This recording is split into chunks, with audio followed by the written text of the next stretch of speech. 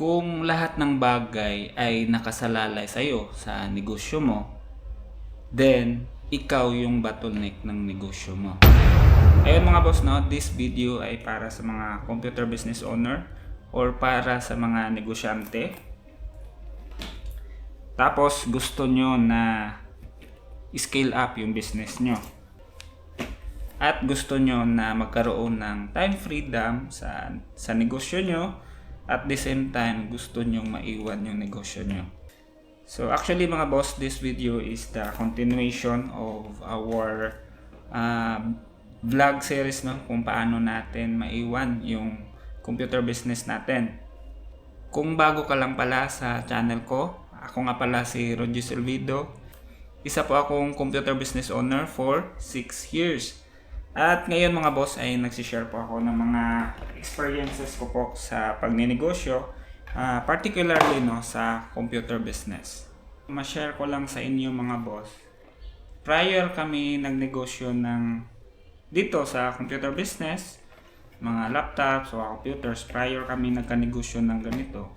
Yung negosyo ko talaga dati mga boss is t-shirt printing.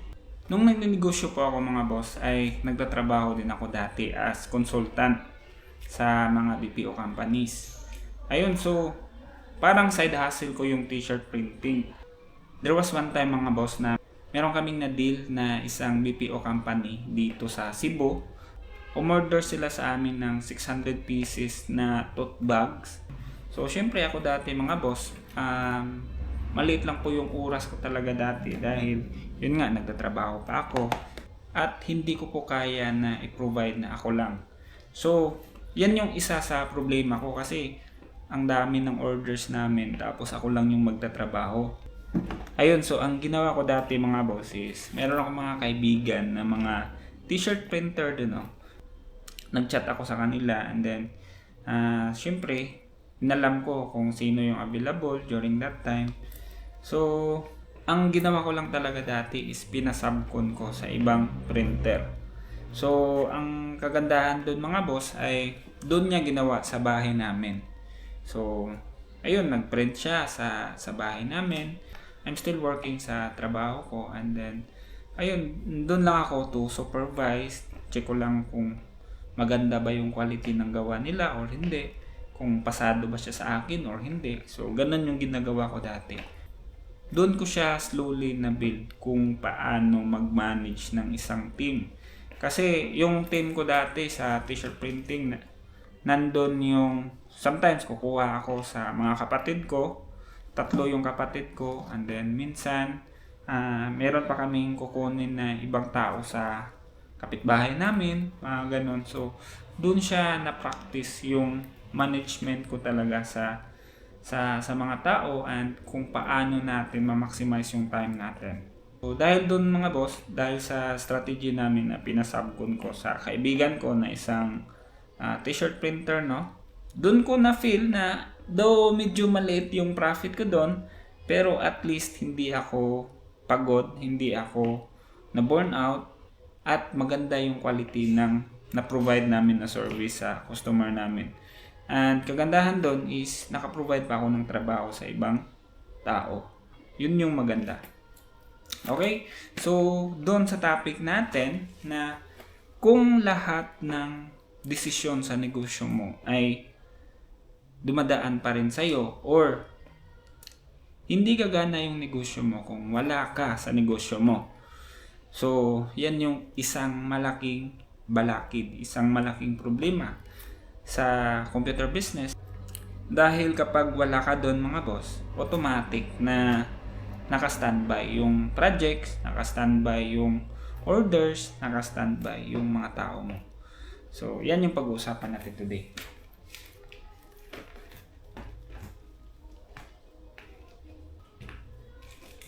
So, kaya maraming negosyante mga boss na hindi sila makaalis-alis sa negosyo nila dahil yun nga, nakadepende lahat ng trabaho sa kanya.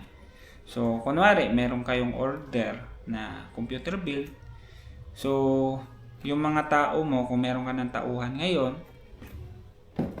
ay nakadepende pa rin sa'yo kung ano yung gagamitin, ano ba yung best practices, kung paano nyo yan i-build, hindi mo talaga ma-scale yung business mo. At worst mga boss, mapapagod ka in the future dahil ikaw lahat gumagawa, di ba? From deliveries, as a computer technician, pagsagot ng inquiries, marketing, sa sales, purchasing, di ba? Ganun naman talaga lahat. Ako din dati, ganyan din ako dati na almost ako lahat yung gumagawa. Pero, yun nga, sa ngayon kasi, kung gusto mo talaga na maiwan yung negosyo mo, ay dapat mo talagang matutunan kung paano mo siya i-delegate yung mga trabaho mo. So, hindi porket meron ka ng tauhan ngayon ay hayahay ka na. Hindi po. Kasi, if nasa culture ng business nyo na lahat ng decisions ay dumadaan sa'yo, lahat ng mga bagay sa computer business mo ay dadaan pa rin sa'yo para mag-materialize yan or para ma-process yan, then ikaw yung bottleneck. Ikaw yung problema sa negosyo nyo dahil ganun yung setup nyo. So, punto ko lang talaga mga boss na turuan po natin yung mga tao natin na to stand on their own. Okay? Kung meron kang managers, bigyan mo yan ng trabaho, bigyan mo siya ng task na ito yung dapat niya ma-accomplish. Ganon din sa mga other employees mo. Bigyan mo sila ng specific na gawain nila para hindi sabog yung utak nila. Kapag yung may-ari ng isang computer business or ng isang negosyo ay sobrang mataas yung kalidad niya, isa yan sa pinaka-problema talaga ng mga matatalinong tao, no? Yung mga perfectionist, nahihirapan sila na ipasa yung trabaho nila. So, yun yung dapat mong matutunan na dapat ma-transfer mo yung responsibility mo sa mga tao mo. Ganon din po yung ginagawa ko sa negosyo ko mga boss na kahit na kulang kami sa tao ngayon ay mafe-feel ko pa rin na nothing's changed sa negosyo namin dahil na-train ko kasi yung mga tao ko na they can stand on their own and then kaya nilang mag-multitask, kaya din nila na trabahuin yung ibang bagay. So yun yung pinaka-importante sa negosyo natin na if merong mag-resign, dapat merong kayang gumawa niyan, 'di ba?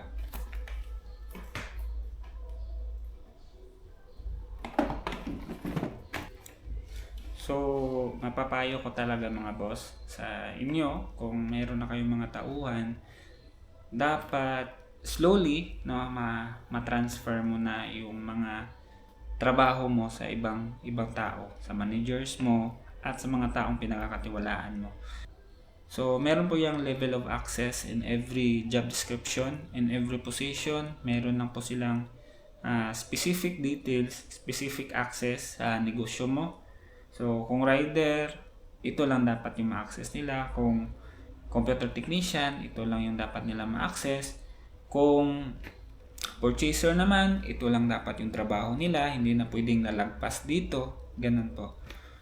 And para sa akin mga boss, kaya hindi mo pa rin mapasa yung ibang trabaho mo sa mga tao mo is dahil wala kang trust sa kanila na baka hindi nila magampanan yung gusto mong ma-achieve, 'di ba?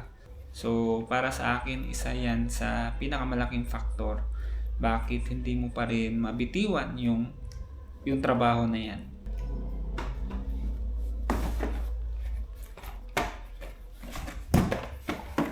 So, punto ko lang talaga mga boss na mayroong certain part sa negosyo natin na dapat nating bitawan. Merong mga decision making sa negosyo natin na kailangan nating i-let go. Kailangan nating ibigay yan sa ibang tao, sa managers mo, sa supervisor mo, sa mga leaders mo. So, hindi porket nagka-problema sila doon ay dapat ikaw yung mag-fix. Hindi porket merong customer problem doon, customer complaint, nanggagaling pa rin sa'yo yung decision, nanggagaling pa rin sa'yo yung solution. Hindi po siya ganun eh. hindi siya maganda. So, dapat you have to train your people na kung paano sila mag-respond, 'di ba? Kung ano yung gagawin nila kapag dumating sila sa punto na ganun. So, sinishare ko pala ito sa inyo ngayon mga boss dahil isa sa pinaniniwalaan ko mga boss na kung gusto natin na mag-level up yung negosyo natin, kung gusto natin na ma-scale yung negosyo natin, then kailangan natin na mag-create ng ibang superstar sa negosyo natin. Hindi pwedeng tayo palagi yung bida sa negosyo natin. So, dapat yung trabaho natin bilang isang leader is to build and create another leader in every department. So, ganun po yung scaling para sa akin. Kasi ang kalaban natin dito mga boss, kapag ikaw palagi yung nagtatrabaho sa negosyo mo, sure ako mga boss na darating yung time, darating yung oras na mabuburn out ka.